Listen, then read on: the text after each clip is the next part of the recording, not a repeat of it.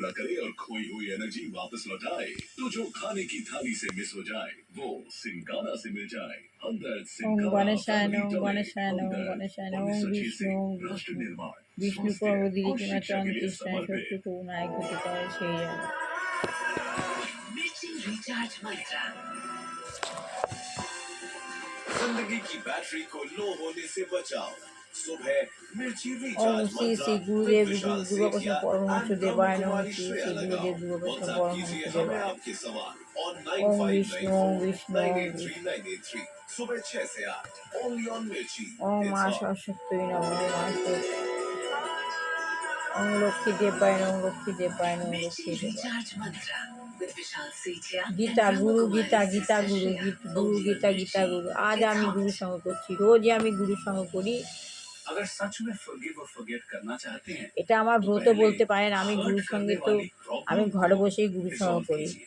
नमस्कार, आप सुन रहे हैं मिर्ची रिचार्ज এখন मंत्रा অনলাइन হয়েছে, मेरे यानी विशाल सेठिया के साथ এই और मेरे साथ है ঘরে ब्रह्म कुमारी বসে গুরু सिस्टर সঙ্গ श्रेया। করা ফোনের মাধ্যমে সবাইকে করানো बचपन যায়। से हम एक चीज सुनते आए हैं कि फॉरगिव एंड फॉरगेट और मुझे ये बात कभी समझ আমি में नहीं গীতা आई क्योंकि পড়ছি मुझे लगता था कि फॉरगिव না तो ठीक এখন। है, फॉरगेट আমি करना এই बड़ा मुश्किल আত্মজ্ঞান होता है। লাভের পন্থা আমরা মানুষের জন্য फॉरगिव और হচ্ছে फॉरगेट আমাদের में क्या फर्क প্রত্যেককে है, इस बारे में আত্মজ্ঞান हमने লাভ थोड़ी देर করতে पहले হয়। बात की কিভাবে थी। देखिए, আত্মজ্ঞান লাভ করে फॉरगेट কৃষ্ণ ভাবনামৃত इसलिए नहीं হওয়া कर सकते, যায় इसको दो तीन कारण সেই हैं। एक तो मैं मेरी याददाश्त में सब बैठ जाता है পন্থাই আমি और वो बार অবলম্বন बार করাবার रह रह के চেষ্টা आता করছি है। সবাইকে। अभी जैसे मैंने आपसे बात की और आपने एक बार मुझे कहा था कि संस्कार बन जाता है।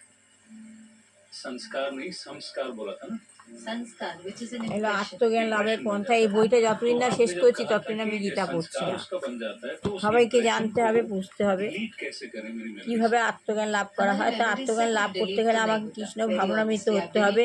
তো কৃষ্ণ ভাবনামৃত কি সেটাই বলছেন ভগবান।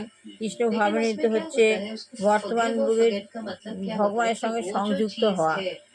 কৃষ্ণ প্রভুপাদ বলছেন কৃষ্ণ ভাবনামৃত হতে গেলে যীশু খ্রিস্টের প্রবর্তিত নির্দেশগুলি পালন করতে হবে, কিন্তু ভগবত চেতনা স্তরে অধিষ্ঠিত নয়।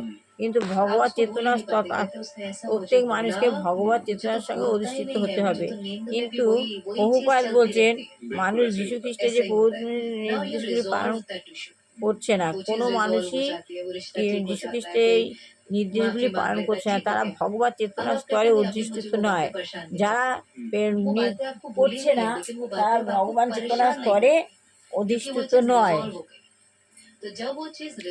কুমারী নিক্সন সমস্ত ধর্মগুলির মধ্যে কৃষ্ণ ভাবনামৃত বৈশিষ্ট্য কোথায়? কুমারী নিক্সন উনি বলছেন সমস্ত ধর্মগুলির মধ্যে কৃষ্ণ ভাবনামৃত বৈশিষ্ট্য কোথায়?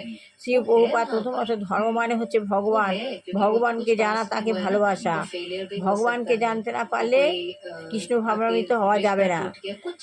আধুনিক যুগে যথার্থ শিক্ষার অভাবে কেউই ভগবানকে জানে না। আধুনিক যুগে কেউ ভগবানকে জানে না, আর তাকে ভালোবাসার কোনো কথা তো ওঠেই না।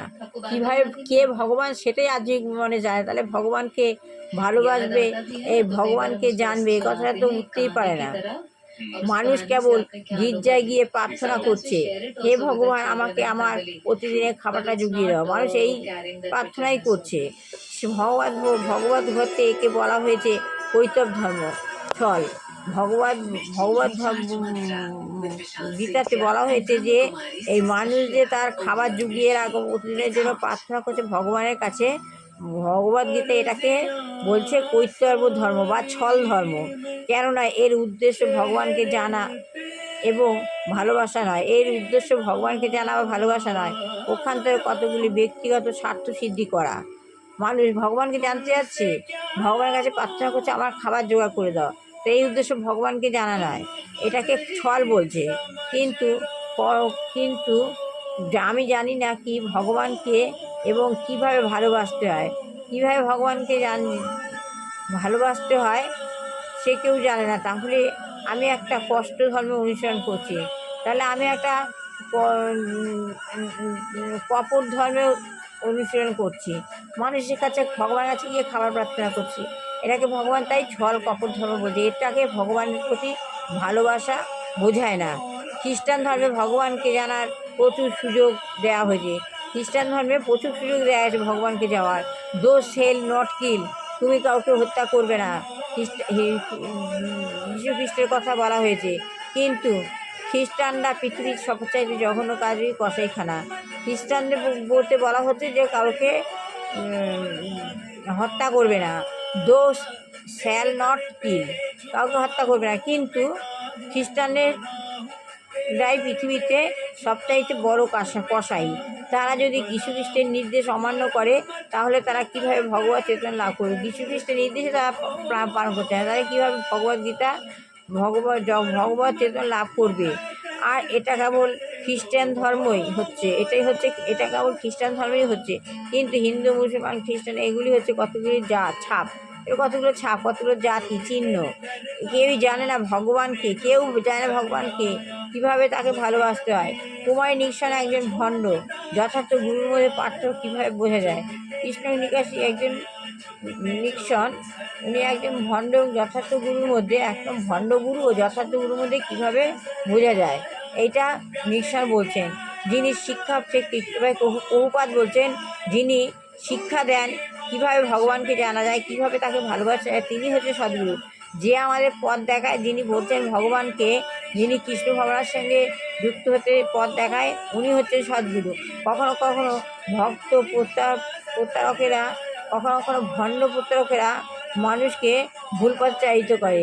যারা ভুল পথে নিয়েও চালিত হয়েছে, ভুল পথ চালিত করে, তারা বলে আমি ভগবান।